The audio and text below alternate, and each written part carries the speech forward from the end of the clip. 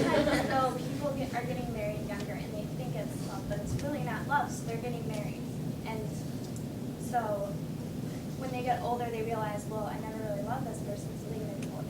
Okay, Or they're getting married because they get pregnant and have a baby and they want kids to have both the parents, but what they're really doing is showing their kids how to live unhappily.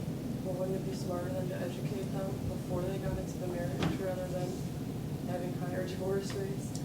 Because that way, I mean, once they're in the marriage and they go through the whole process and then they have to get divorced, I think the psychological effects and on the kids too is a lot greater than if they would have never gotten married in the first place.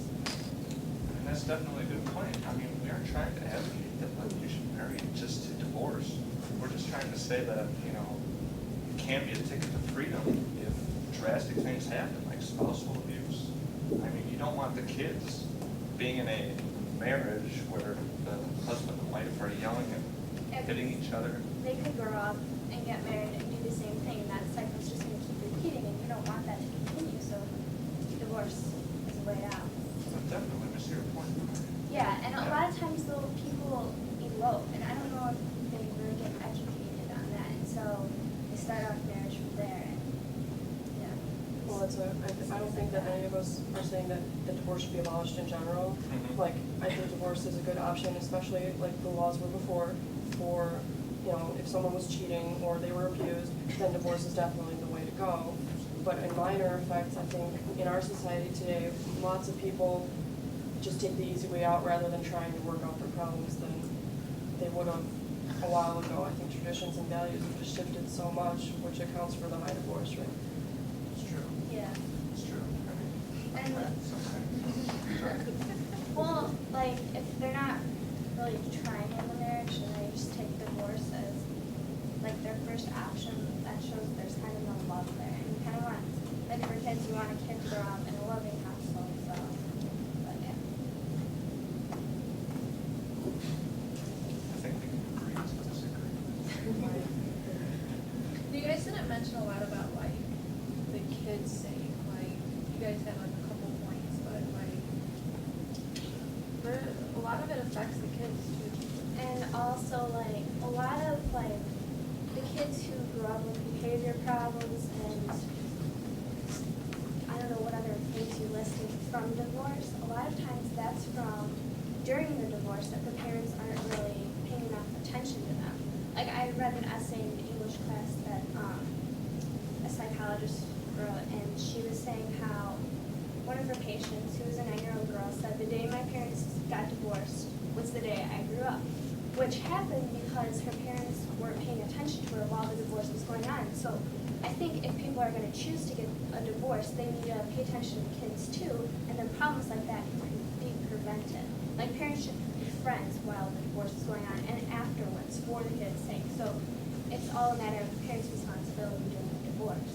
There's different solutions that psychologist that I also quoted from offered. And she said there's parallel parenting, so that the children, whoever's occupation they're in, that parent is the parent and the other parent shouldn't interfere with their upbringing, and they should agree on certain standards, but while they're in the other's care, they shouldn't try and intervene and, you know, do everything their way.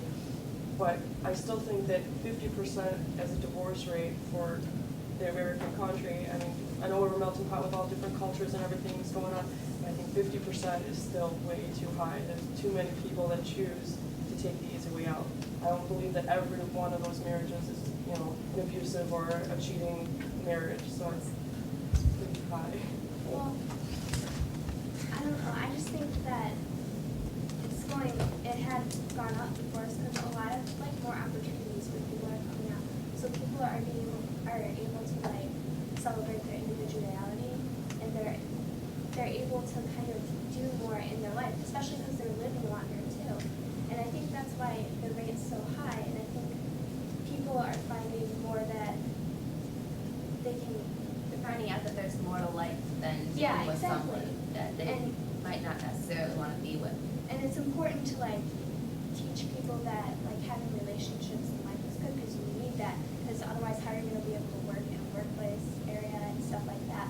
But I just think a lot of people are going for more opportunities in life, and so that's why it's so high. I'm just afraid that due to those opportunities, people forget that marriage is supposed to be a lifelong commitment. I think that lots of our age group don't, I mean, some of us might still value, you know, that it's a tradition and that it is sacred and it's supposed to be under the aspect of religion also.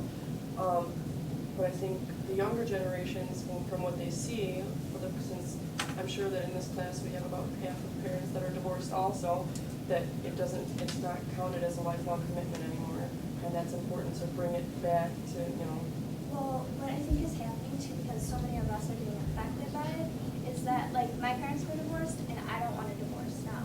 And so I'm gonna do my best if I decide to get married and have that relationship be good. Like I'm gonna like communicate with my partner and I'm That's exactly learning what I all was these gonna like say. skills in classes like this, and then I also had adult living in high school, so I'm being more introduced to like how to make a marriage work. And if I am dating someone and I don't see any of those things in a relationship that you need to make a marriage work, I'm not going to get married.